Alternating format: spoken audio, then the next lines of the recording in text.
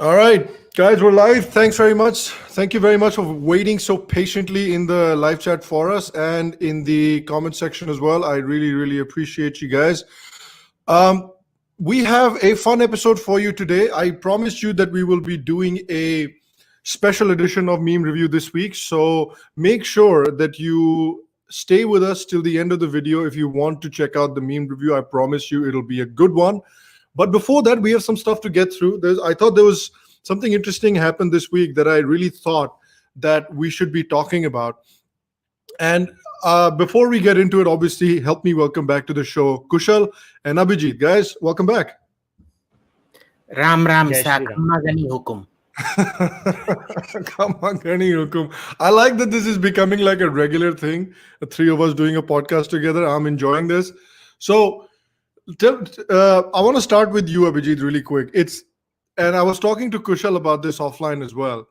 I mean, the way the US media and generally mainstream media in general have sort of gone after Macron, after what he has said and after some of the steps that he has taken to prevent the terror attacks that have happened in France over the past years in the future, it really makes you think that if the sort of mainstream liberal media in the West can turn on somebody like Macron, who's, by all accounts is a classical liberal, can turn on a guy like that on such a dime so quickly and so viciously. Modi never had a chance, right? Modi never had a chance. So look, first of all, Macron wasn't their first choice, right? They would have been happiest if Mélenchon had won. Yes. The communist. Yes. And the problem was it was either Macron or it was Marine Le Pen. And obviously they never wanted Marine Le Pen, so it had to be Macron. And in this, they are now stuck with Macron. If you notice, Macron actually gets away with a lot. Yeah. He still gets away with the point that I was a lot. making, yeah. They'll never attack him for anything, pretty much, the way they would attack Modi. Mm-hmm. But in all of this, you fundamentally now have the complete double standards of these guys exposed.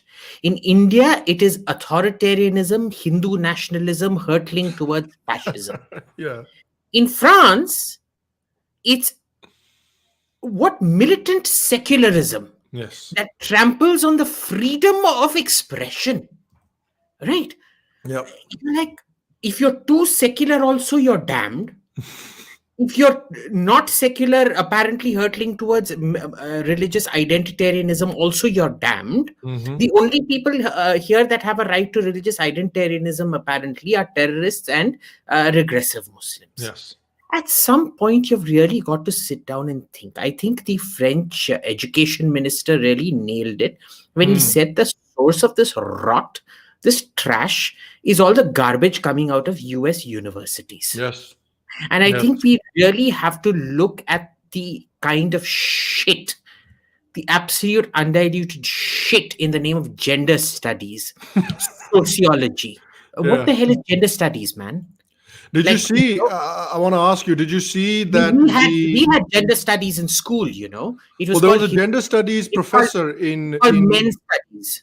Yeah, there was a gender studies professor in UC Berkeley that recently came out, and she said, I think it's a she, but she said that you have the freedom to go and burn that book. There's the book, I forgot the lady's name. I remembered it last night, but I forgot it. It's that lady who's written a book about the transgender craze among, parents, about giving like hormone blockers or whatever to 3-year-olds or 4-year-olds. Some Shriver, I think her name is, the lady that wrote the book or something like that. But this is a transgender professor at UC Berkeley that's telling people to go take those books out of the libraries and burn them so nobody has to read them. That's where we are. Look, at some point, this has gone so crazy and it's gone so far. It reminds me of the McCarthy witch hunts. I mean, I wasn't alive during the McCarthy witch hunt, so it can't really remind me. But, though it did affect my family personally, because, my father was he was born Lenin-Mitra. Oh. And he won the Fulbright scholarship, and they didn't let him go because the panel said, well, your name's Lenin, so you must have communist sympathies or whatever. And of course, he turned into a communist after that. That would do it. It was sort of his thing that, tumne mere ko scholarship nahi diya, I now hate Yeah. capitalism and I hate America. And he changed his name also. That was the level of his inferiority That's complex. funny. He changed it to Ajoy Kumar Mitra. There you But go. if you go to St. Stephen's, you'll still see his name is up there as Lenin Mitra. Really? That's funny. Yeah. Like Mikhail So, Roy. yeah. So it's fun. Let's see kya hota hai. So, But- yeah, sorry, go ahead. Finish your No, point. I'm done. So, Kushal, it basically what he's being attacked for. So I'm gonna tell you some of the things that basically he's done after the attacks. That he announced a series of measures that he said are aimed at combating radical Islamism within French society. He obviously made the point about there's a strong undercurrent of separatism within sections of the French Muslim society. He also said that um, there are attempts to build like a counterculture within French society. And if people understand the French idea of secularism, it's very strongly rooted in that whole concept of laïcité, where it's like, you can be whatever the hell you want to be, but that's secondary. But your first identity is as French. And in that measure, he also said that he's going to be placing greater control over the mosques, and there's going to be a requirement that imams are trained and certified in France, which I don't necessarily see a problem with that. He basically said that he wants to avoid the interference of countries like Turkey and Qatar. And you've seen in countries like Pakistan, countries like India, where the money comes from these countries like Saudi, Qatar, and what it's done to the Muslim cultures in these countries and the Muslim people in this country. You have the example of the Mewati Muslims, who were a relatively well-integrated Muslim community not very long ago, but that's completely and utterly changed at this point if you look at what's happening in Mewat. So, all of the things that are basically describe what Macron's trying to do, none of that appears to be, patently radical or patently fascist, to make sure that violent extremism isn't being taught in the mosque, and make sure that these imams are bloody at least certified in France. None of that seems to be extremely fascist or extremely like against secular liberal values or anything like that. But if you look at some of the bloody headlines from various news organizations, Washington Post is saying, instead of fighting systemic racism, France wants to reform Islam. So basically, you blame the attack and not the attacker. Same with, if you look at New York Times, their article is France fueling Muslim terrorism by trying to prevent it? Then even Amnesty International went after France by saying that France is basically systemically targeting the Muslim minorities of France. So what in there is, what basically Macron has done qualifies as hindering people's freedoms or fascism in any way? Well, first of all, that lady that you were talking about was Abigail Schreier. Abigail Schreier, there you go. Abigail Schreier. She was the lady whose book is being given a lot of trouble. She's actually been hounded, nothing short of being hounded. The poor woman, and she's someone on the left. She's not even a conservative. That's the weirdest part. So it's just the way left is. The left always tends to eat itself up. But coming back to this point, look. Rather than specifics, look at the larger narrative. So what are the two larger narratives that we get over here? And I've said this many times and I have to repeat it again and again. You have to give it to the Islamists and the leftists. Yeah. They have nowhere in the history of the human race has one community simultaneously managed to be the bully and the victim at the same time. Yeah. This is only with these people. Kind of amazing. All right. Yeah. The bully is the Islamist, the victim is the leftist, telling about the Muslim being the victim. Yeah. Now, you will never hear this in the history of the human race. This is something unique. Like, and on the second part, that is where we should be talking about. Are civilizations allowed to have grand narratives? Is morality?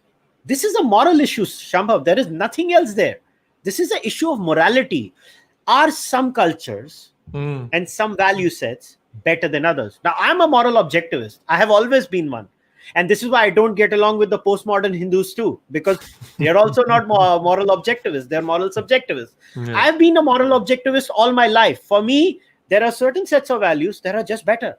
And now if we are looking at the discussion between the French form of secularism, which is not like the American one, and Abhijit has always been a very open supporter of French secularism. I have been a very open supporter maybe of American secularism, but the only difference between the American and French would be what? The French would be like, burqa is also not allowed. The Americans will be like, burqa pehne do. That's the only difference, to be very honest. I suppose the Holocaust denial laws.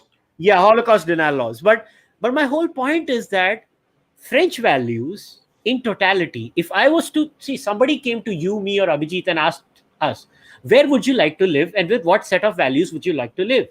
I will be very open in stating that I want to live with French values. I am sorry, Islamist values suck. Yeah. They are pathetic, low grade, substandard pieces of shit values.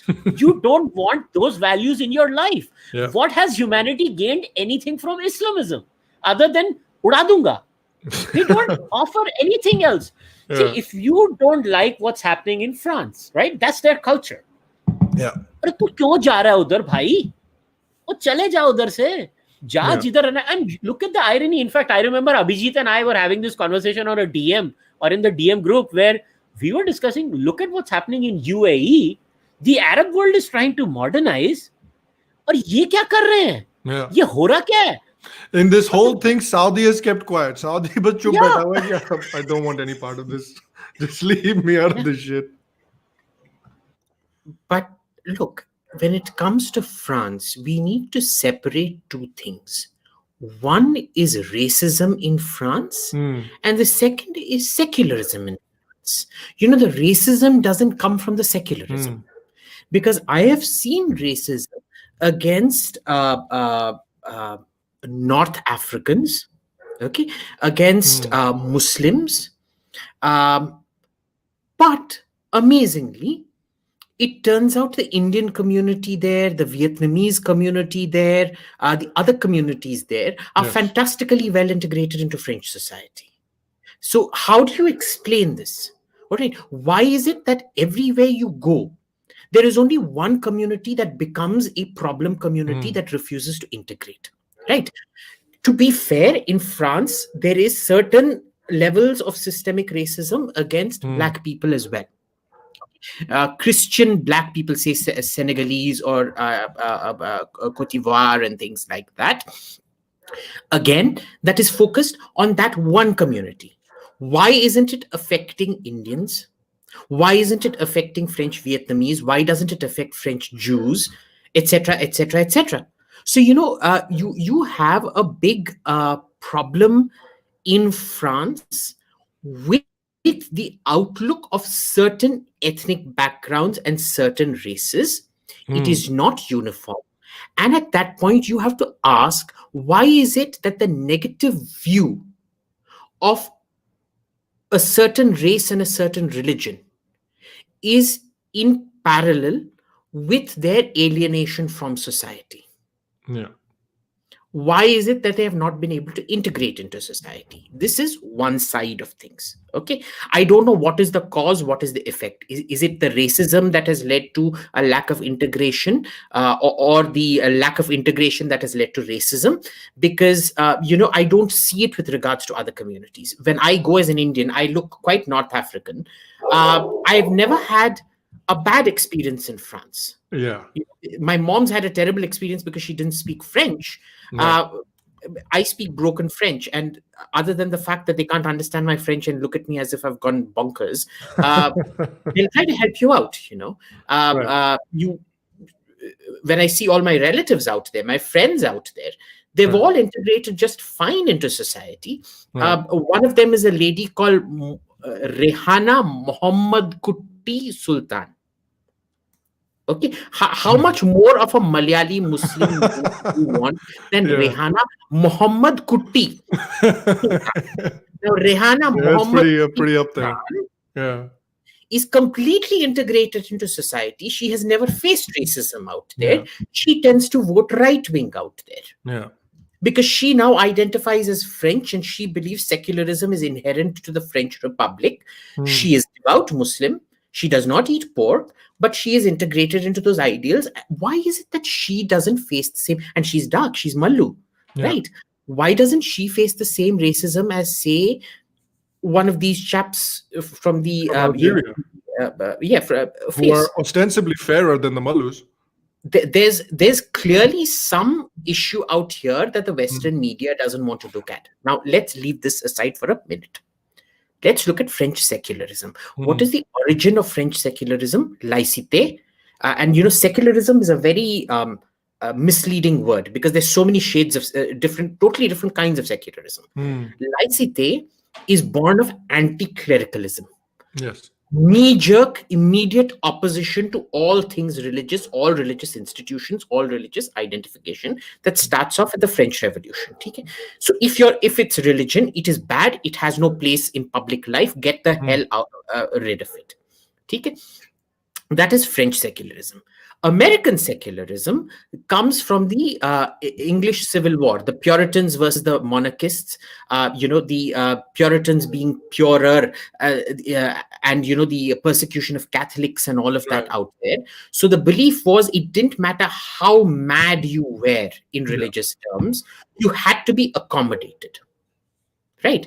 And this would particularly apply to Islam. Right. If you consider that it's become mad, or if you consider that it is perfectly integrable in the French sense of the word. Why is it that in two diametrically opposite views of secularism, an integrationist French view, Islam fails to integrate, or an inclusivist, freewheeling American model, it still fails to integrate. And the American model was made for the loony madcaps that were considered too mad to remain. Yeah. Okay. The bloody Mormons integrated, man. Yeah. So it fails to integrate in both models. Yeah. Then you have the Indian model, which is, it's not a separation of church and state. It is non-favoritism to anyone. Right. It fails to integrate there as well. Okay. So the point here is there is only one variable here that is failing to integrate, and that seems to be modern Islamism. Right. The rest of it seems to be working just fine. But that said, in France, we also have to understand with secularism, there are certain shades to it which are not even and equal.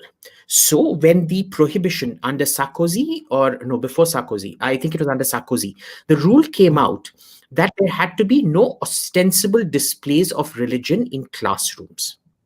This was targeting burqas. Burqas or head coverings. You could not cover your head in France in a classroom. And this affected the Sikhs. Do you remember that? Manmohan Singh was the prime minister then, and it became an issue, and Manmohan raised it with the French. Now, the French were very clear, look, we are not going against somebody's religion, but as far as we understand Sikhism, there are 5 Ks. Kacha, Kripan, Kacha, Kripan, Kesh, Kangi. And I think one more. Kacha, Kripan, Kesh, Kangha, and Kada. There you go. Yeah. Right. So, other than the Kripan per se, which is a weapon, what if this? Where does it say that you have to wear a turban? It doesn't say pagdi. It says kesh. So if you look at it, and I've spoken to a lot of Sikh scholars, they say that this comes from the Rahat Maryada, which is the subsequent religious texts, wherein, a lot of Sikhs were not wearing the turban and just blending in, especially during the terrorism of the 80s and things like that, wherein the Akal Takht made the pagdi to be compulsory for the Sikhs as a religious identifier, which the French state does not accept. It's like, tumko kesh rakhna hai, kesh rakho, but tum pagdi nahi pehnoge. Okay, so it affected a lot of people equally. Why is it that the Sikh community did not respond to the same way as the Muslim community did? That said, there was a fundamental inequality built in there as well, because a small cross, not a big one, but a small rosary was deemed a fashion accessory that could be worn. which is fundamentally unfair. Either all conspicuous things of religion are banned or they are not. You can't say, so what if a turban becomes a fashion accessory, a polka dot turban? Exactly. Which used to be very popular, and I think they look good. I don't know why people got rid of polka dot turbans. Great. Why shouldn't that be a fashion accessory allowed? So there was a certain hypocrisy out there as well, I feel. But, nothing to justify you going around beheading a teacher, nothing to justify you go around slicing people up in a church, especially a nun. Yeah. And the big problem. I just wanted to add something to this. See, this is where the idea of grand narratives comes in. So when Abhijit was giving the example of a small cross being allowed, and that's the French way of saying, yes, we come from a certain lineage and we're going to be biased towards certain lineages. And, governments across the world need to take hints. India especially need to take hints that you can have a secular state with a grand narrative. I think that's the hint they're giving. Yeah, the thing is that when it comes to certain grand narratives, the beauty of Indian, and I want to, pinpoint down that non-Abrahamic Indians especially, in this case, the Christian won't have no problem in France because it's a Christian state in that sense. But non-Abrahamic Indians will basically have no problems in assimilating is because of the nature of dharma and dharmic ideas, right? We kind of mold ourselves into that society. That's why we're good immigrants. Anyways, what did you want to say? Yeah, no, I was going to say that's a good point, and I want to come to that last. I want to have that as the last discussion over this issue. But another thing that I was going to say, that if you the big problem with this has been the big problem with like as Abhijit was talking about, like communities assimilating properly and given the opportunity to assimilate properly and provided help in assimilating properly, that's also not happened in a good way, because you have a certain section of society and you have a certain section of media that encourage, let's say, bad behavior and bad habits. They encourage that actively. Like if you look at this entire France situation as well, if you look at what CNN has done, CNN basically took CARE, which is Council of American Islamic Relations, which have direct ties to the Muslim Brotherhood. CARE basically gave CNN something to publish on their website, and CNN, without vetting it, without making any necessary changes, basically said, oh no, this is what CARE has said about the US, about the French president, and we basically endorse this decision. And same with Obama, who was considered the prophet of the liberals for the longest time and still is.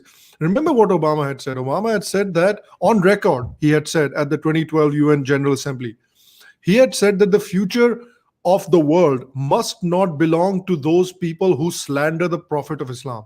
That is what he had said at the UN General Assembly. And this is a guy that is considered, liberal Jesus, essentially. Liberal Jesus has said that we cannot allow people to have space in the world that insult the prophet of Islam, which means all apostates, all skeptics, all atheists, they should not have a place in society. They should not be able to, have a future in America or in the world, is essentially what he's saying. So that is also another part of the problem, right? Because even if, let's say, there are sections within this population, people like Majid Nawaz, who want to drag that part of society to integrate into the, into sort of the modern era, but those people have been left pretty much high and dry by both sides of the aisle, essentially. Yeah, but look, are we really surprised that this is happening in the West? I mean, see, every time I have a conversation with my friends in the West, I always tell them, you are facing what we've faced forever. You are realizing what we have realized a long time ago. Yeah. So this is, there is a lot of realpolitik involved in this too, that the left thinks that we need to make sure that the Muslim vote comes to us. And they are convinced that the Muslim vote is directly connected to the Islamist control and the mullahs control the Muslim vote. See, you have to realize this is just a fact of life, that when it comes to voting, politicians don't have control over Muslims more than mullahs do. The mullahs control the Muslim vote. Whether we like it or not, that's just a fact of life. You can take it or leave it, but that doesn't change the reality on the ground politically. Yes. Is it changing? Yes, it is. You can see voting patterns changing. In fact, and it is changing in a good direction and a bad direction, both simultaneously. Yeah. There is a certain increase of hardline voting, and there is also a certain increase in moderate voting, picking other political options, till the extent that I think one survey done had shown that now BJP has pretty much become the second most favorable options for Muslims in India. Now, when it comes to voting patterns in the West, look, I think America mein to right now the problem is not that much, and there is one thing. See, if it was such a big problem in America, how come we then kind of figure out this new trend that has come out after the exit polls that show the Muslim voting percentage had increased for Trump in America. Now, either that exit poll is totally wrong, or I don't know. Yeah. So every society is different. See, America's success has been that no matter who went to America, they gave them a lot of freedom. But there was this underlying message in America: this is the line, you will not cross it. Yeah. If you do, then the America Ugra Narasimha comes out. The American big state comes in and just picks you up and throws you in Guantanamo and says, "Okay, ja tu yahan se." No, that's how America is. They are brutal. And the people also, the people also have that kira in their brain. Remember that anywhere in the world, this would have resulted in like mass casualties. Anywhere else in the world, remember when they did that Draw Muhammad competition in Texas, and it had a couple of terrorists attacked it. Anywhere in the world, it would have been resulted in mass casualties. But what happened in Texas? Everybody from that competition came out with a gun and shot those terrorists dead. So this is that's a completely different setup. You remember that racist attacker who attacked the black church, or somebody had attacked the black church? Yeah. Who killed him in Texas? It was some guy with a gun. He was like, "Oh, main tumhare piche walk." So it's very hard to bully them. Yeah. Just one thing to add here. I think we first of all need to look at cycles of mass hysteria in the West, right? These people they claim very falsely to be an individualistic society. They are anything but.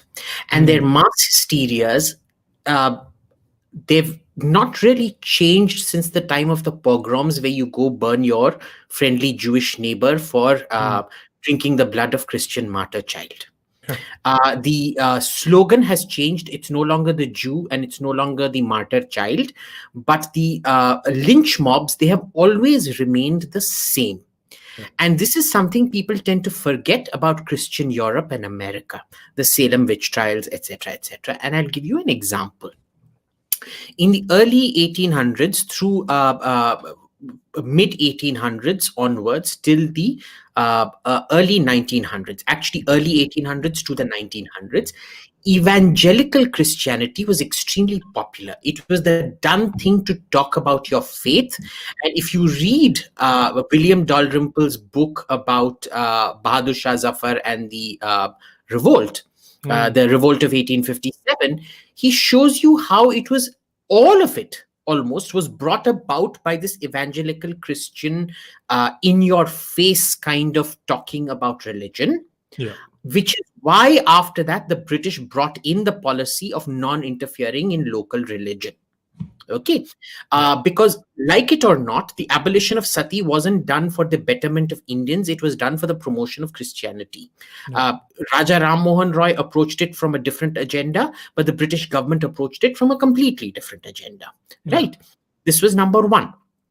Then what you transitioned through was extreme nationalism. And you won't get to see me smoke. We just, I'm like, you know what? You just have to do with the head today. Yeah. So thank you, Veer. I realize, God, this is so gorgeous. It's like Surya Mastaka. I'm Swami Surya Mastakananda. You can see the, this is the horizon, and here raises it's like a beautifully made rocket, like a rocket ship. Purnamuda, Purna. Purnasya Purnamadaya Purnameva Avashishyate. This is the sun that arises. Your head's developing a separate fan base. Totally. there's a fan base for this part and then there's a fan base for this part. So, but getting back to this, then there was extreme nationalism, and you come across this in hymns like I Vow to Thee My Country, which was Diana's favorite hymn, played to Holt's the Jupiter tune, which was all about your country and nationalism and ultra-nationalism and all of that. And every bloody European fell into that thing. If you find literature from that period, there is not one European who actually diverges from. There are very few Europeans who were considered fringes, and ostracized by society. Then after World War II, when they all realized the problems of ultranationalism, so-called ultranationalism, they then shift towards ultra-anti-nationalism. Yeah. Okay. It's this internationalism, globalism, call it what you will. And that is now the public motto. It's instilled in you like propaganda. And it becomes the credo. If you're not doing it, you're obsolete, you're uncivilized, you're backward. We are anthropologically more evolved than you. You are some backward native brown savages tom-tomming in the forests with your straw skirts and eating Christian missionaries, cooking them and eating Christian missionaries and la-di-da-di-da. And all of this, we are meant to go along with. Okay? Then what happens is the next mass hysteria became green energy. Right. Okay. And this you could see with Germany. In Germany, what happened was when Angela Merkel started the nuclear renewal program, because the big difference between Germany and France is France, surprisingly, not Germany, is the renewables leader in Europe, because 72 to 75% of its power is nuclear, which is considered a renewable energy, non-polluting energy. And Germany only has about 25 to 32% installed capacity even now of green energy. So she brought in this nuclear regeneration program. And, there were German scientists who were going, nuclear this, wonderful nuclear that. It's the, what was the East German national anthem? Auferstandem aus Ruinen, born out ruins again, meant to refer. And it was like that, Auferstandem aus Ruinen, about nuclear energy. Then Fukushima happens. Angela Merkel does a 180-degree U-turn. And suddenly, every bloody crowd changes to, nuclear energy, so bad. Nuclear energy is the second Nazism. Right. And the same scientists, the same so-called policy experts, because remember, I had started working in think tanks by this time, you could see the 180-degree reverse they did. The same guys who 2 years before were coming and saying, nuclear energy, yay, nuclear energy, whoa, nuclear energy is the second coming of Christ. 2 years later go, nuclear energy is the second coming of Christ. Yeah. It is such dishonest scholarship.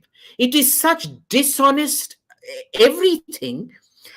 And you know what? The Europeans just can't introspect and see this about themselves. Yep. There's such a bunch of toilet paper using little schmucks that they've never actually used the water hose that they never use on their ass. They've never actually used it on their bloody brains. Okay, it really seems to me that there's this new fad of sun tanning one's asshole. The one thing that a European that will never let their asshole touch is water. Yeah. Everything except water. Yeah. Turns out their brains are also like that. They get taken in that they are the world leaders in terms of brain power, in terms, this, what's it called? The empire of norms, the empire of ideas, coming up with this rubbish, and they expect everybody else to fall into this nonsense trap. And this latest gender thing. Now, the person who predicted this latest gender shit was, surprise, Noam Chomsky. And he very correctly identified Paris at the center of this rot of new sociology, new gender studies, new whatever cultural norms, la-di-da-di-da. And he said this about 10, 12 years back, that this is where the shit is coming from. And now, of course, America has overtaken it. And remember, this has coincided with the services boom. As long as you had the manufacturing boom, when the 80s, 90s take over, the services take over, and you have all these people who would not have found employment in the manufacturing age move over to much higher paid services for far less input. And it's this collusion of the celebration of the lexicon of third-ratedness, of mental retardation, of serious psychological problems, with the normalization of these things and their integration into society. Now, you have to ask, why is it okay to normalize someone being a transgender, somebody being a homosexual in society, but not someone who is, say, like claiming to be a piece of copper wire trapped in a woman's body? Yeah. Okay. If you know, I personally don't know. And this is why I am quite disturbed by it, because on one hand, I actually see a certain logic to it. But then some people you meet are genuinely mentally disturbed. Yeah. So what do you do in these cases? And why should I, Abhijit, be normalized into society?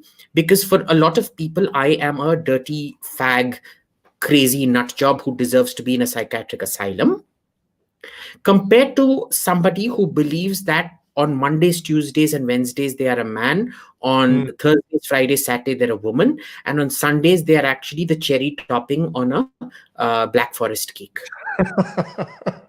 Yeah. I don't know the answer to it. Yeah. I don't know if you guys know, but I don't. That's a fair point. But I think the problem... No, the answer is very simple. The answer is very simple. That the person who wants to be treated like a cherry topping or a wire inside a body, if that person is going to be interacting with you at a personal level, you give them that respect. But at the meta level, facts don't care. Meta level, these things are there. Gender is not a social construct in my view. Yeah. But that doesn't mean that if somebody comes to me and says that I am a female trapped in a man's body and I would like it if you address me as a female, I will not only address them as a female, I will actually start looking at them as a female, because I am a decent human being. But yeah, if you're going to be telling me that I am a machine and I am a robot, I mean, I remember, I don't know if you guys have seen that. Actually, Steven Crowder did a very nice bit where basically one of his co-hosts, I think it was Not Gay Jared, and at that time Not Gay Jared was his producer, so he dressed up like a computer and he went into one of these things. He's like, I'm an android. They did not know what to do with him. He started putting shit. It was so funny. Yeah. They threw him out in the end. Yeah. But the point is, that's the thing. Steven Crowder showed how stupid that whole thing is. That if it's a slippery slope, but that's the tough part. There are genuine cases though, and we cannot deny that in many cases transgender problems are real. Yeah. And we cannot deny that. I think Deborah So's book is a beautiful book on this. Deborah So has taken this issue up so well, and she's she's kind of threaded the needle as well as anybody could, if you ask me. Everybody should read that book. Okay. So what I'm gonna do now, guys, we're gonna put a pin in this at this point, and I know because Abhijit's a busy guy, he probably doesn't have too much time left. So I do want to do this. I've got time. But I still want to do this before any of us has to run. So this was a special request by a lot of people on the channel. A lot of people reached out to me and they said, "Look, get Abhijit to do one of the meme reviews with you as well." So I decided, why not? And I asked people to send in some memes, and all three of us are going to review them. And this is how the review process works, Abhijit. If you see a meme and if you love it, then you give it a happy earner. If you see a meme and you like it, then you give it a okay earner. And if you see a meme and you hate it, then you give it an angry earner. That's basically angry Arnab. Okay. Yeah, and happy Arnab, okay Arnab, angry Arnab. So those are the three rating systems. So if you like a meme, that's how you rate it. So how do I give it this thing? Like, just say it and I'll put it on the screen. Acha, okay. Say happy, okay, or angry, and I'll put it on the screen. Okay, so this comes to us from, let me see if I can share it. This comes to us from, I believe it's Blinky. Yeah, this comes to us from Blinky Blue. Sham, I think I forgot something. Kushal, if you forgot, then it wasn't important. Sham, yeah, you're right. Putting Arnav's picture after rating memes. Abe, le bhai le. Le, you want you want bloody memes? Here, take an angry Arnav and be happy. Le. This time we remember and this time we won't forget. So this is an angry Arnav for Blinky. This meme comes to us. Oh, this is Abhijit. This is a meme for Abhijit. This comes to us from Blinky as well. Delivery notification. Your shipment will arrive between 9 a.m. and 5 p.m. Abhijit at 9:01 a.m. I'll be honest, I'm running out of patience here and I'm not looking to play games with you. I think this is regarding your Domino's saga a couple of days ago. Tell people about your experience with Domino's, Abhijit. अरे क्या था कि उन लोगों ने deliver किया one thing less. And then between Zomato and Domino, they were giving me the runaround. Domino is saying कि भाई Zomato का problem है. Zomato is saying भाई Domino का problem है. And then finally, both of them called up one way or another to sort it out, and my order got delivered. So, ठीक है. I mean, I'm actually very chilled about delivery. Huh? I'm like, हाँ, आ जाओ करके, la di da di da. But and besides, it's Domino's, man. Like, it's not like I'm going to a fine a Michelin 3-star restaurant करके. और Domino's भी इतना घटिया एक pizza joint है. This is because I had a guest who insisted on ordering from Domino's. Otherwise, I would not touch Domino's. Let's be clear. Pizza Hut, Domino's, shit like that, I won't even allow to cross the threshold of my house. Okay. So what rating would you give this meal? It's called Pizza Napoli, which does proper wood-fired pizzas. And Delhi में तो आजकल ये deep dish pizza नहीं मिलता है. ये insta pizza था. They've gone down the drain like all Indians that do very good. They also do very bad very, very quickly. So they've gone from my favorite pizza joint to my worst pizza joint right now. So it is. I'm chill, man. At least with Domino's, you know exactly what you're getting. It's not great, but you know exactly what you're getting. Thank goodness for. You never really actually know, you really don't know. I mean, in terms of ingredients, you never really know. Maybe it's just rat meat, but at least taste-wise, you know what you're getting. So what would you give this meme? Happy, okay, or angry? It's actually a funny meme. So happy? I'm happy. It doesn't fill the role of mimetic memory. See, mimetic memory is how human beings, memes are how human beings, human civilization is based on memes. We connect a certain event or a certain pattern with a certain person or a certain context, and it stores as an image. So a meme is actually very important in human civilization. I don't think it fulfills mimetic memory, though it may be the mimetic memory that this guy has of me, Binky has of me.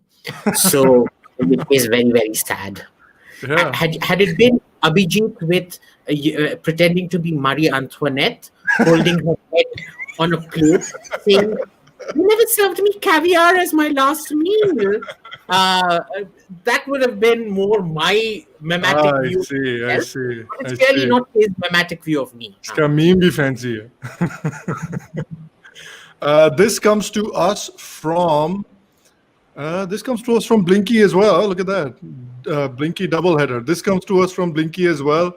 Abhijit, Bajaj products produce cheap as shit. It belongs in the public toilet segment of the consumer market. Me with a Bajaj discount.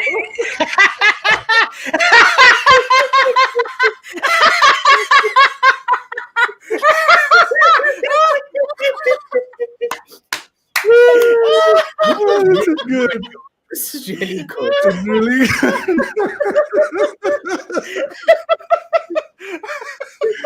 क्या करे, लड़के से प्यार भी करते, कुछ बोल भी नहीं सकते उसको. You never give it a happy Arnab. No, give it a happy Arnab. You didn't show happy Arnab. This one gets a happy Arnab. This is Abhijit certified happy Arnab Blinky. Well done. This is really good. Oh, this is good as well. This comes to us from Nilex X551. Abhijit, after seeing US election result, वो रात तक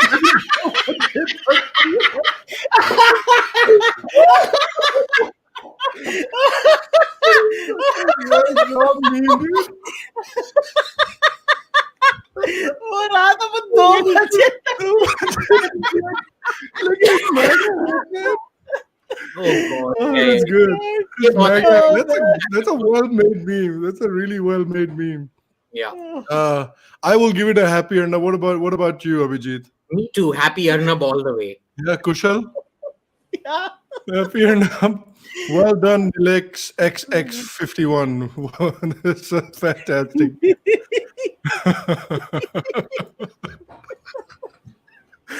Oh man.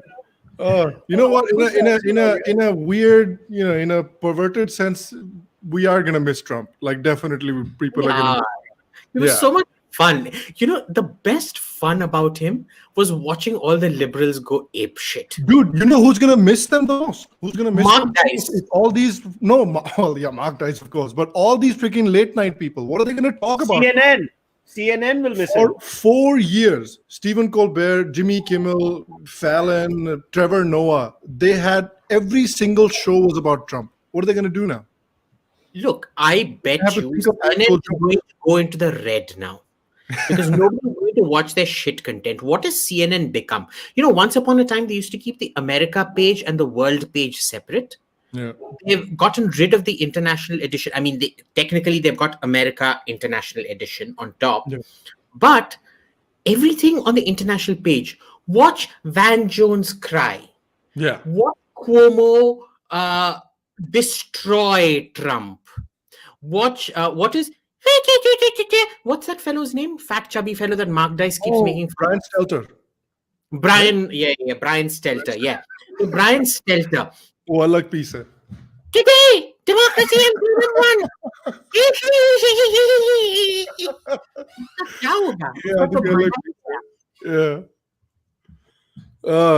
Yeah, exactly. Now, as much as all these outlets like New York Times and Washington Post abuse Trump, like he's the reason that they got so many bloody new supporters and sponsors and subscribers in the last 4 years.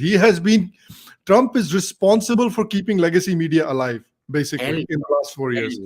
Yeah, like hopefully 10 years from now, people realize this, that who kept New York Times alive is bloody Trump between 2016 and 2020. All right. So this is another one. This comes to us from Impossible Gate 0909. Let's see here. Oh, let's see if I can share the bloody screen. If I can get there we go. This is Abhijit Iyer-Mitra in an alternate universe. Lives inside this hut. Looks like this. Believes that money is the root of all evil and votes for Bernie Sanders. This is an alternate universe, Abhijit Iyer-Mitra.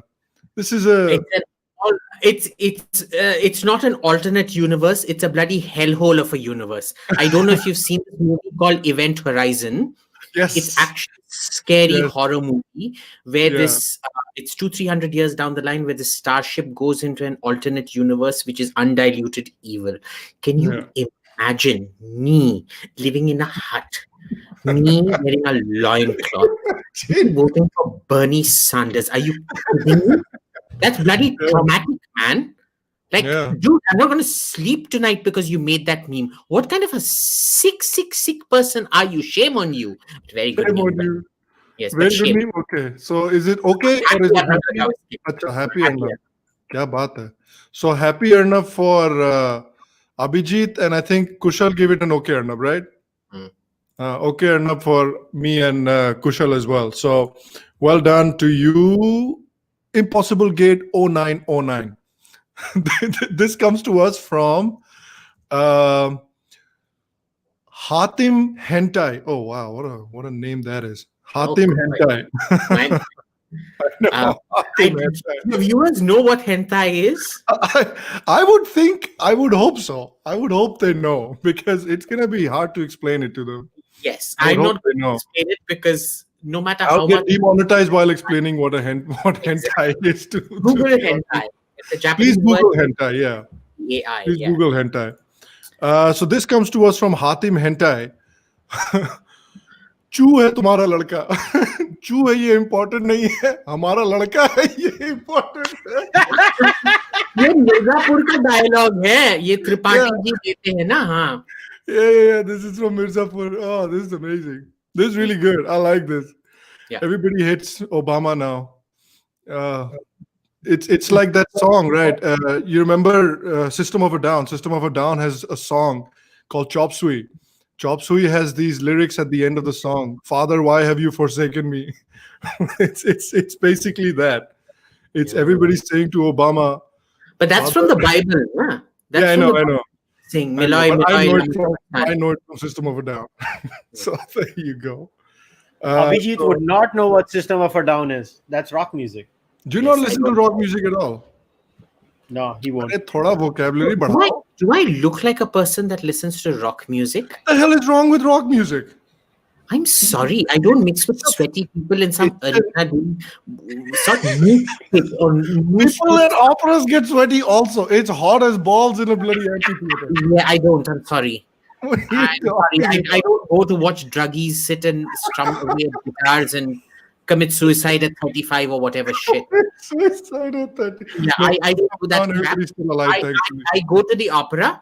Every winter I land up in Vienna or in Milan. I go to the opera season. And I get a box for myself. Or niche jo sab, they're all the people who can't afford the box seats sitting below. I just go there and say, hello. Oh my God. Yeah. Acha, so what will you give it then? I will give it a that meme gets a happy ending, that Mirzapur meme from me. What about you? But it's not very innovative. I saw a lot of these ones. Huh? Did you? Okay. Okay, Arnab. Okay, Arnab from Hatim Hentai. And again, Google Hentai. This is another one from, this comes to us from FMC_01. His name is therapist. Don't worry, Pandit Abhijit Lal Nehru isn't real. Pandit Abhijit Lal Nehru.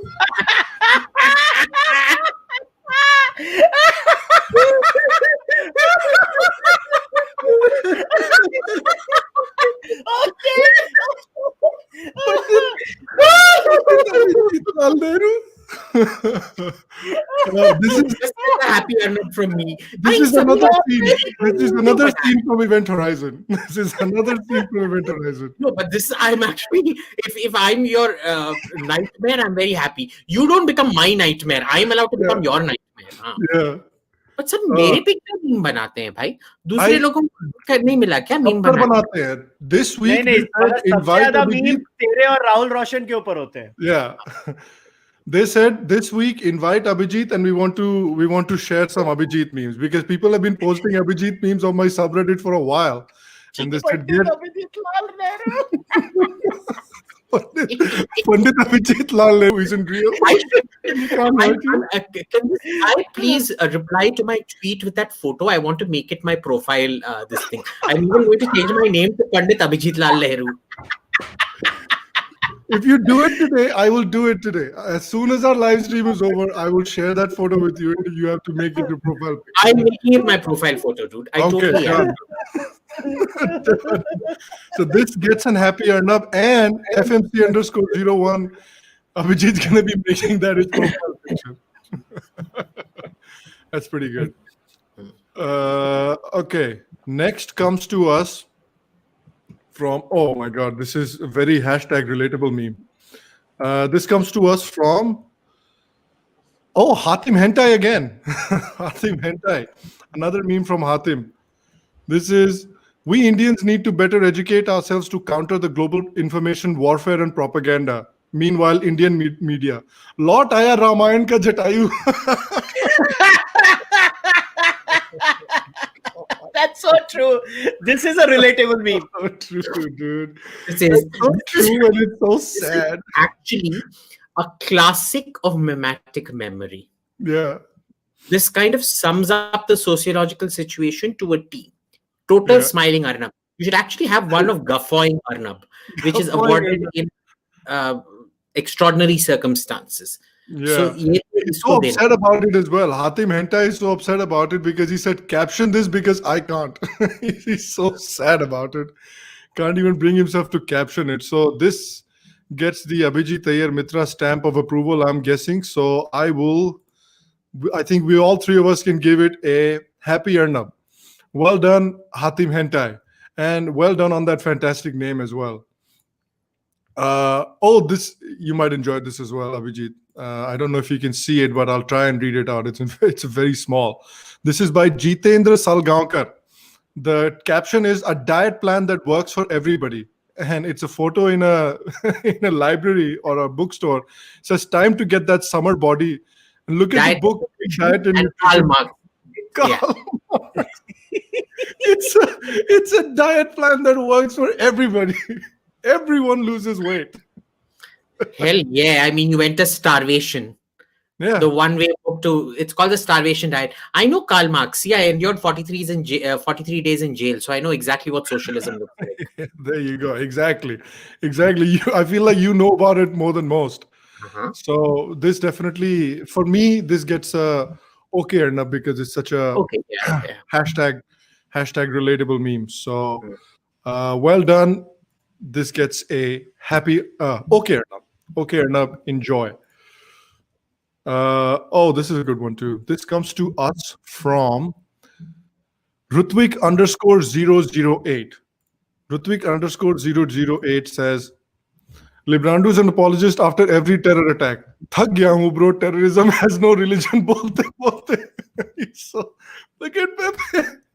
He's so sad. Is he on the Golden Gate Bridge? He's on the Golden Gate Bridge. Golden Gate, yeah. Golden Gate, yeah. Is that Kermit the Frog? No, it's Pepe. It's Pepe the Frog.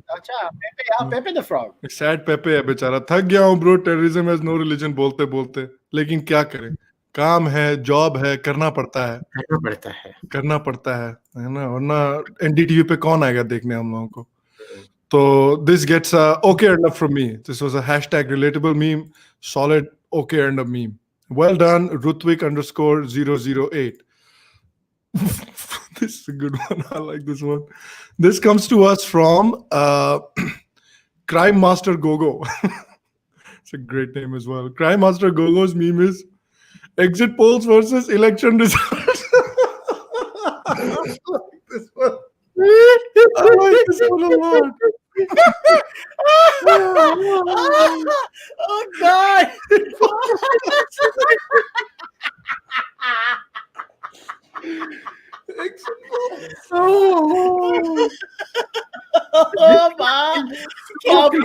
Which movie is that from? I feel like I've seen that movie, but I can't put my finger on which movie that is.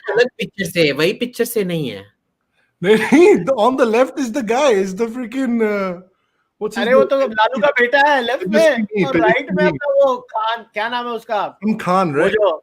और टक्कर पहलवान बोल रहे लाओ मैं. That's Lalu's son? Ninja Chacha. Yes. Yeah, that's Lalu's son on the left, and on the right is Ninja Chacha from Hello Brother.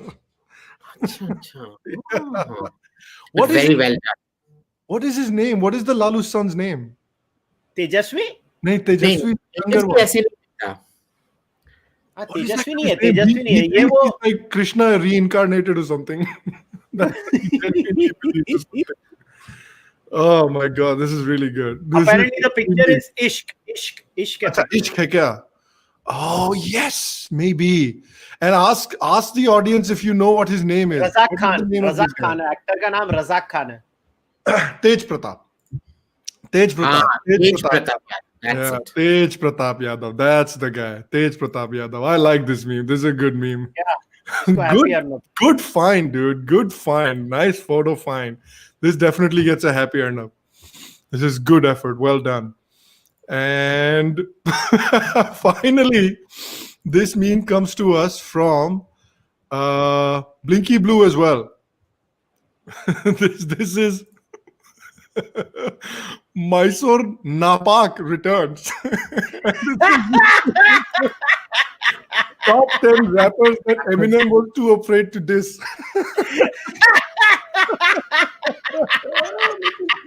Ranga ko bhejo ye. And the best part is that tie. It's Edvard Munch's The Scream, which went missing from an Oslo, which got stolen from an Oslo museum.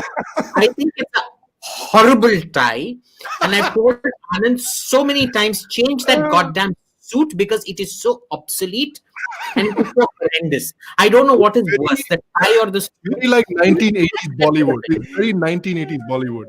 He's going to it really is. Yeah. It really is, and I've told him, यार ये कैसे wrapper बन सकता है ऐसे suit और ऐसे tie के साथ. So if people don't know what we're talking about, I want to just give people a small taste because people might be wondering, ye kaun sa rapper hai? And so I want to give people a small taste if in case they don't know what we are talking about with Anand Ranganathan. So this is the rap video that has taken the world by storm. As long as you have a party where a man Can you hear it? is still called the youth leader. Yeah. He can decide over one electoral defeat after another, but it's still evolving. Where he can lie on an industrial scale. I like the and music even in the apologize back. to Supreme Court, but where is the beacon of truth?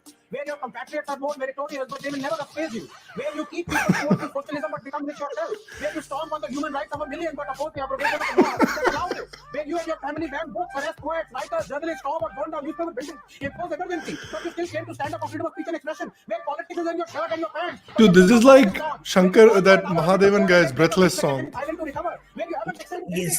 you get to decide who gets the nation's hardest award. Where you're responsible for the state of our poverty, but for you poverty is a state of mind. Where you hate India, but run a government with a partner that claims to love it. Where you wear a Janinu over your coat and do a temple run before each election. Where you party into the night in the wake of a terror attack, but think saffron terror is a bigger challenge. Where the has changed your mind so completely that nothing grows on it. Where every morning you wake up at night. So as long as you have a party led by someone with the aforementioned qualities, you will always enjoy moral victory instead of a real one.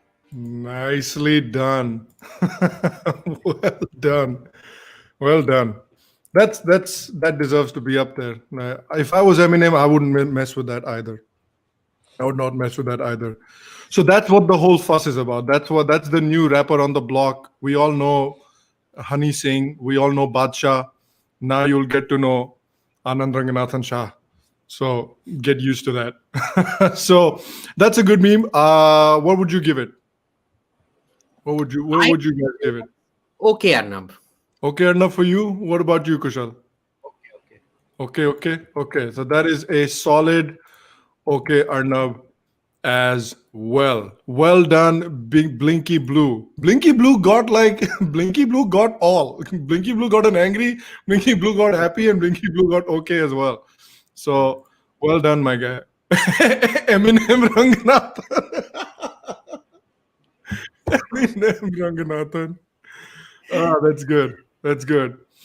So hope you guys enjoyed this meme review, and hope you, Abhijit, enjoy your very first meme review. What did you think of it?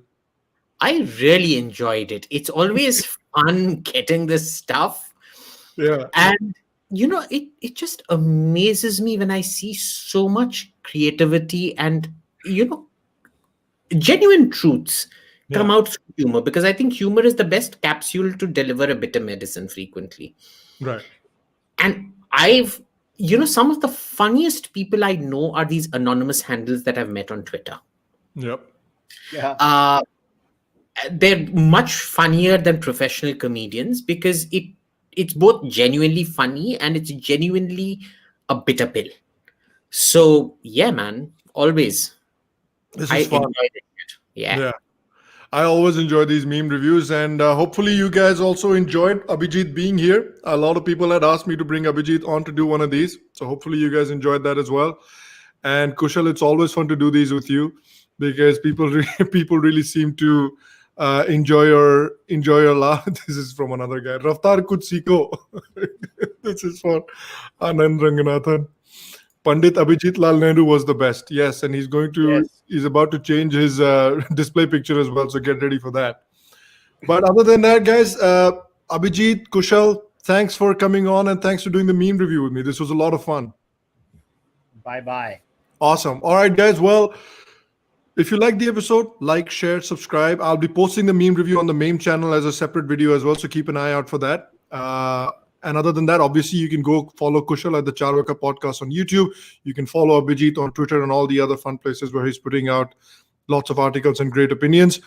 And I will see you next week at the same time for the next episode. Until then, stay happy, stay healthy, and I will see you guys soon. Bye-bye.